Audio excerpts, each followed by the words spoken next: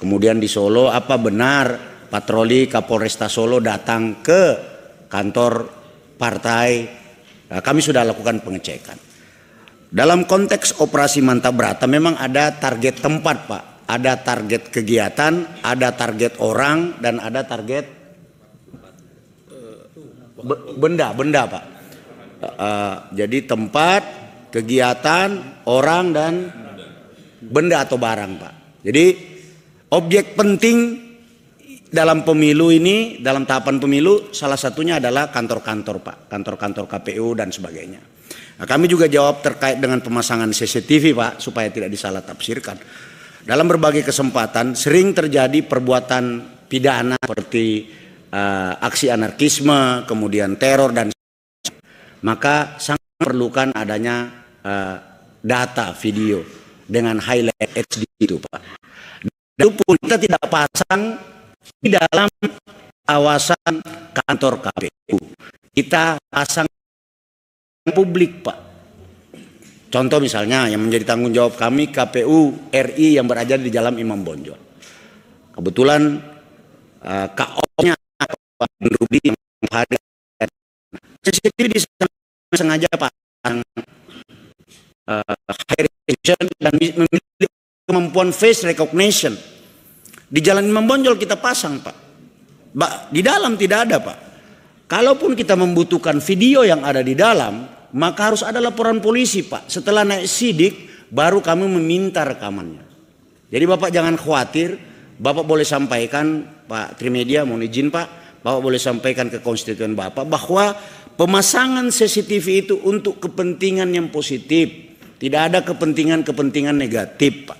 Sama dengan kita pasang CCTV di pabrik atau percetakan yang mencetak tentang surat suara.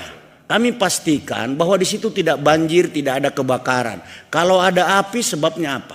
Bukan karena satu dan lain hal. Sampai di pelabuhan pun, Pak mohon izin, di pelabuhan pun Pak, kami pasang itu yang namanya tinggi gelombang, air nap dan sebagainya.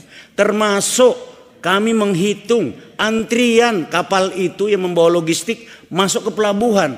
Karena ada waktu spare waktu. Itu sudah kami, sudah kami ingatkan betul para Kapolda, begitu ada kapal logistik yang masuk ke pelabuhan tertentu, maka waktunya harus dihitung betul. Jangan mengikuti antrian karena unsur ekonomi dan sebagainya. Dia harus duluan masuk sehingga bisa didistribusikan ke KPUD lalu ke jajaran KPU yang lain.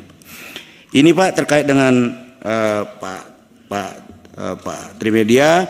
Kemudian terkait dengan laporan ke Polda Metro Jaya, sekali lagi ini fenomena, Pak. Memang betul tadi sudah dicek oleh Kasatgas Gakum bahwa ada laporan sebanyak 6 laporan polisi terhadap saudara Aiman Wicaksono. Ada 6 laporan, Pak.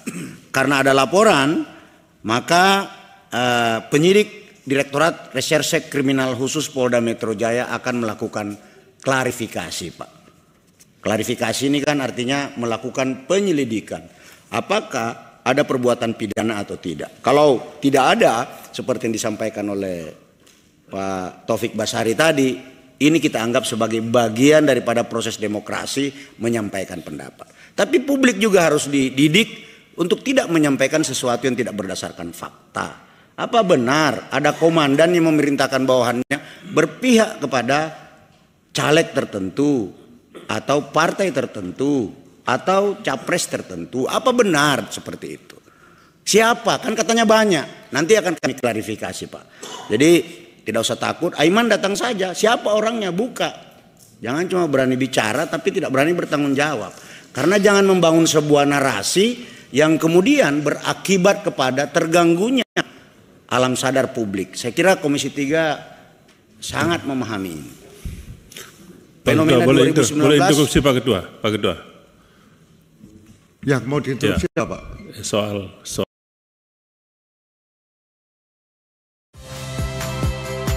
Saya Valentina Sitorus.